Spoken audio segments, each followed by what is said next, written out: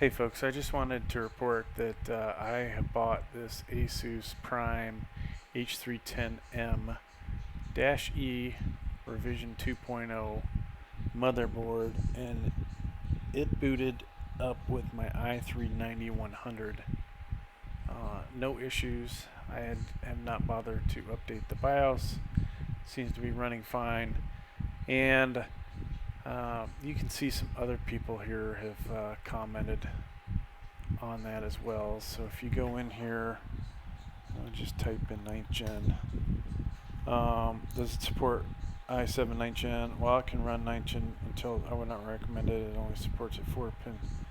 This guy, I don't know what he's talking about, but doesn't work with 7th gen.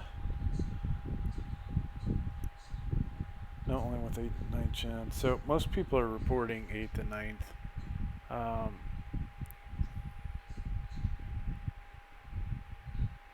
This guy, the board I received out of the box, i5 9400F. So, is it compatible? There's a lot of people that just report stupid stuff on here that don't know anything. It cracks me up, but yeah, it will definitely work. Rest assured, this guy's review is hilarious. Oh gosh, I love it. But yeah, you get this. It cracks me up, these Amazon reviews, and people answer the questions, and I'm not allowed to review stuff on Amazon anymore, and I had totally legit reviews. I just had too many of them, and these guys they say these stupid things on here. Oh my god, it cracks me up. But there you go, folks. You know, buy the Asus Prime H310M E revision 2.0. Now, let's talk about the motherboard itself. Okay, so negatives, and for most of you, it doesn't matter. For gaming, you're going to need about 8 to 16 gigs of memory. Most of you can get by with 8. I would go ahead and get 16, since most of the RAM these days is dual channel. You're going to have to get 2 8s to get it to perform optimally. Make sure your power supply has a 24-pin power supply, and you can get away with a crappier power supply that has only a 1x4 CPU power connector. Okay, so that's that. Now, this if you get a decent graphics card, this PCI slot will not be usable or accessible. You will be able to use this one though. It's going to be, depend on the video card, kind of tight.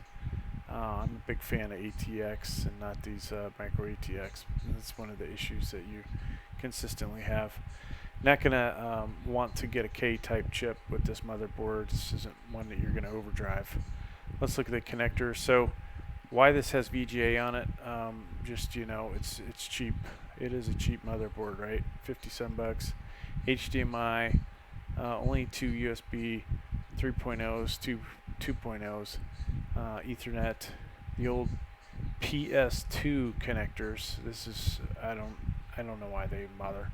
And then headphone and microphone. So that's that. And there's really not much else to talk about. This is a very bare bones computer. Now, if you have a case that has USB 3.0s, this is where you'll connect here. It has 2 USB 2.0 connectors. You have 4 SATA 3s, so you can have up to 4 hard drives or solid state drives. Here's your M.2 for NVMe. And you see the different sizes there up to 2280. Now, let's see. In this area is where your front panel is going to go. So your power LED, your HDD, and your reset switch, and the row up above is for the little speaker that you'll get with your case. So there you go, folks. That is basically this motherboard. Not a bad price, 56 bucks. It's a bare bones, very bare bones, and you know, whether you like it or not is another story. Thanks for checking out the video. Please like, please subscribe.